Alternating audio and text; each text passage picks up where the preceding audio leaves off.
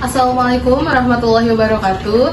Perkenalkan, kami dari kelompok 7. Di sini akan menampilkan video mengenai struktur temporal organisasi. Di sini saya Rahma Malia berperan sebagai Ibu Ratna, yaitu manajer SDM. Saya Rahmawati berperan sebagai konsultan manajemen mutu.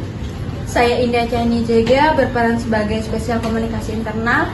Saya Gina Hanaya sebagai kepala tim proyek. Diskusi pagi ini menyoroti betapa krusialnya struktur temporal dalam organisasi kita. Kita sepakat bahwa pengelolaan waktu yang strategis bukan sekedar penjadwalan, melainkan fondasi penting untuk meningkatkan koordinasi tim, efisiensi kerja, kualitas mutu, kelancaran komunikasi, pengambilan keputusan yang tepat, serta mencerminkan nilai dan budaya organisasi secara keseluruhan.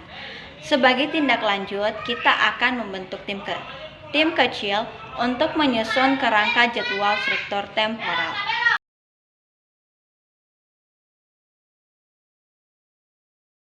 Selamat pagi semuanya. Terima kasih sudah hadir tepat waktu. Hari ini kita akan membahas mengenai struktur temporal dalam organisasi kita. Topik ini penting untuk meningkatkan koordinasi dan efisiensi tim. Saya ingin mendengar pendapat kalian tentang bagaimana kita bisa membentuk struktur waktu yang lebih strategis. Selamat pagi Ratna dan teman-teman semuanya. Saya setuju bahwa struktur temporal itu krusial. Dengan penjadwalan yang tepat, kita bisa mempercepat atau memperlambat proyek sesuai kebutuhan.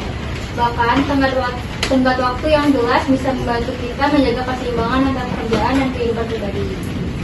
Ya, betul sekali Bu Lina. Saya melihat bahwa struktur waktu juga bisa sangat persuasif. Kalau kita tidak punya struktur yang jelas, bisa-bisa tim kita mudah kehilangan arah atau bahkan membuat jebakan keputusan yang buruk karena tekanan waktu yang tidak terkendali.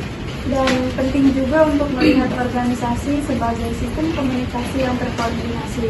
Dengan adanya struktur waktu yang baik, komunikasi antar tim juga lebih lancar. Semua orang tahu kapan harus bertindak dan kapan harus berhenti sejenak untuk evaluasi. Oke, sangat baik. Saya suka sekali ada diskusinya. Jadi, kita bisa simpulkan bahwa struktur temporal itu bisa dilihat dari berbagai sisi. Misalnya, organisasi sebagai proses, sebagai tim kerja, sebagai sistem komunikasi, bahkan sebagai bagian dari manajemen mutu seperti yang Bu Sari sampaikan. Dan kalau kita kaitkan dengan total quality management, pengaturan waktu yang nanti menjadi bagian dari peningkatan kualitas kerja. Bukan hanya soal disiplin, tapi juga soal strategi. Kita juga bisa membingkai struktur temporal sebagai konsep nilai. Artinya, waktu bukan cuma alat kerja, tapi juga suatu hal yang mencerminkan budaya organisasi kita. Kalau kita menghargai waktu, artinya kita juga menghargai proses dan orang di dalamnya.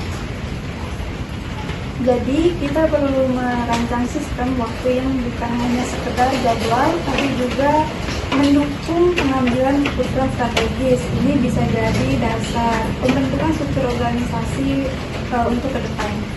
Oke, baik. Terima kasih semuanya. Kesimpulan rapat hari ini, kita akan mulai menyusun struktur temporal organisasi dengan memadukan aspek proses, nilai, tim kerja, dan sistem komunikasi, serta manajemen mutu.